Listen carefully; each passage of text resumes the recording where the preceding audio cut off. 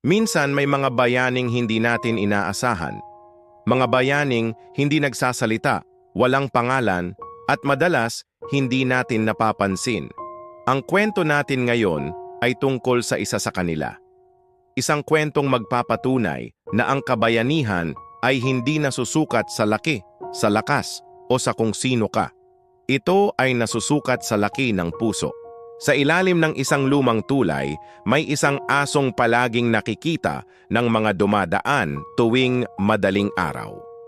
Isa siyang aspin, payat ang katawan, pilay ang isang paa, at may malaking sugat sa tagiliran na tila hindi na gumagaling. Sa unang tingin, aakalain mong isa lang siyang pagalagalang aso na naghihintay ng kaunting tirang pagkain o awa mula sa mga tao.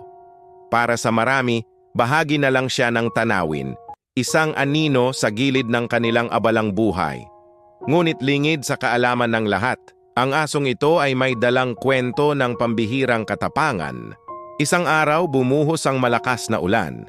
Umulan ng umulan hanggang sa tumaas ang tubig sa ilog at umapaw ito.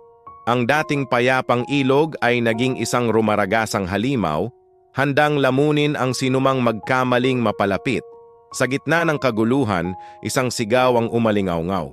Isang bata ang nadulas mula sa gilid ng tulay at nahulog sa malamig at malakas na agos ng tubig. Agad na nagkagulo ang mga tao. Nagsigawan, nagturo, ngunit walang sino man ang naglakas loob na tumalon. Sino nga ba ang sasagupa sa ganoong kalakas na agos? Ang takot ay bakas sa mukha ng lahat. Bawat segundo ay mahalaga. Habang papalayo ang bata, papalapit din siya sa tiyak na kapahamakan. Tila wala ng pag-asa. Lahat ay nakatingin lang, paralisado sa takot. Ngunit may isang nilalang na hindi nagdalawang isip. Mula sa ilalim ng tulay, isang pamilyar na anino ang gumalaw, ang payat at pilay na aspin. Sa kabila ng kanyang kapansanan, sa kabila ng kanyang mahinang katawan, tumalon siya sa rumaragasang ilog ng walang alinlangan. Ang asong minamaliit ng marami ay biglang naging simbolo ng pag-asa. Nilabanan niya ang malakas na agos. Bawat pagkampay ng kanyang mga paa ay isang pakikipaglaban sa kamatayan. Hirap na hirap siya. Ang kanyang pilay na paa ay tila pabigat, ngunit hindi siya sumuko.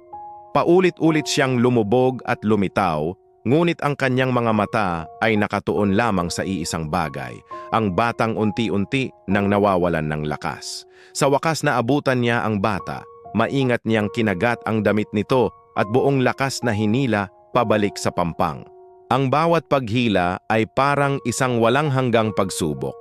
Ang agos ay pilit silang hinihila pabalik sa gitna, ngunit ang determinasyon ng aso ay hindi natinag.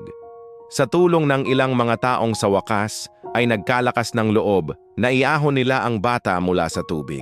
Ligtas na ang bata. Nagyakapan ang mga magulang, nagpasalamat sa Diyos. Ngunit sa gitna ng kagalakan, may isang bayaning tahimik na bumagsak sa gilid, ang aspin. Pagkatapos niyang itulak ang bata sa pampang, bumigay na ang kanyang katawan.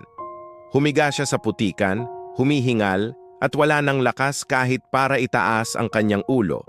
Ang sugat sa kanyang tagiliran ay lalong bumuka. Pagod na pagod, isinara niya ang kanyang mga mata. Nailigtas niya ang isang buhay, ngunit naubos naman ang sa kanya.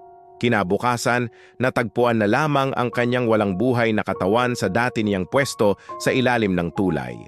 Tahimik siyang pumanaw, tulad ng kanyang tahimik na pamumuhay. Walang seremonya, walang parangal.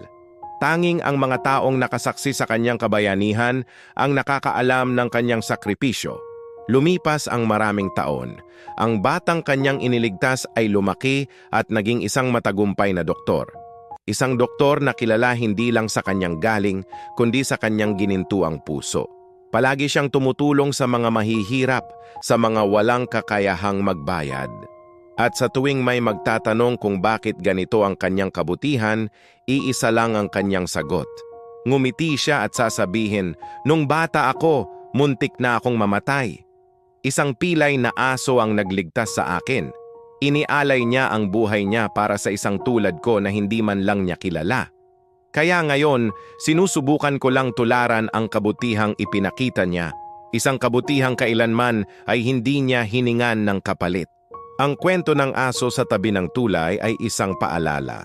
Isang paalala na ang pagmamahal at kabayanihan ay walang pinipiling anyo. Hindi kailangang magsalita para magpakita ng pagmamahal. Hindi kailangang maging malakas para maging bayani. Minsan, ang pinakadakilang mga aral sa buhay ay nagmumula sa mga nilalang na hindi natin pinapansin. Kung ang isang hayop ay kayang ialay ang sarili niyang buhay para sa isang taong hindi niya kaano-ano, bakit tayong mga tao minsan ay nagdadalawang isip pa na tumulong sa ating kapwa? Ang kabayanihan ay hindi laging nangangahulugan ng pagsasakripisyo ng buhay. Minsan, ito ay nasa simpleng pag-abot ng kamay sa pagbibigay ng tulong ng walang hinihintay na kapalit at sa pagkakaroon ng pusong handang magmahal ng walang kondisyon. Naway ang kwento ng asong ito ay manatili sa ating mga puso at maging inspirasyon sa ating lahat na maging mas mabuting tao, hindi lang para sa ating kapwa, kundi para sa lahat ng nilalang. Dahil ang tunay na bayani ay hindi sinusukat sa kung paano sila namatay, kundi sa kung paano sila nagbigay buhay sa iba. Maraming salamat sa panonood. Kung naantig ka sa kwentong ito, huwag kalimutang mag-subscribe at i-share ang video na ito para mas marami pa tayong maabot na puso.